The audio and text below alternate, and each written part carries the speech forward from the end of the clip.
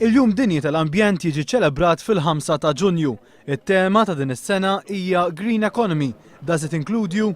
Lejliet dan il-jum il-kelliem ewlieni laburista għall-ambjent Leo Brincat ippreżenta petizzjoni lill-Parlament li titratta l-iżvilupp propost f'Wiet il-Għasel fil-Mosta, wiet uniku fil-Gżejjer Maltin kif jgħaddi minn nofs il-lokalità tal-Mosta u li jinsab medded bil-bini ta' appartamenti u garaxxijiet. F'istqarrija Leo Brincat staqsa kemm pajjiżna verament qiegħed jaħdem favur ekonomija ħadra u favur il-green jobs.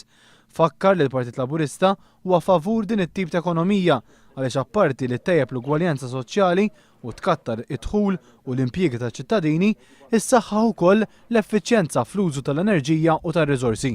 Statistika maħruġa propju f'dan il-jum turi li meta mqabbel mas-sena 2010 fl-2011 il-Gvern naqqas in-nefqa tiegħu għall protezzjoni tal-ambjent b'45 miljun euro.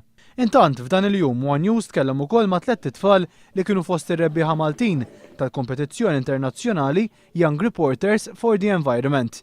Pajjiżna rnexxielu jirbaħ 5 premji mit-12 kategorija illi kien hemm f'din il-kompetizzjoni internazzjonali permezz ta' artikli, ritratti u videos dwar l-ambjent. Jiena naħseb li aħna speċjalment bħala studenti għandna ngħinu biex nikkonservaw l-ambjent ta' madwarna għaliex fil-futur jekk ma nagħmlu xejn aħna ħadd mhux se jagħmel xejn.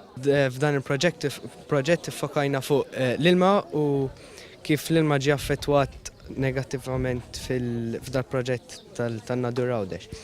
L-ilma huwa importanti u iktar ma nittraskuraw, iktar ser insiru dipendenti fuq ir-reverse osmosis. Jiena enfasizzajt fuq kif ċertu postijiet għandhom ikunu aċċessibbli għan-nies u kultivati iktar biex bekk inkunu nistgħu ngawdu l-ambjent ta' madwarna iktar.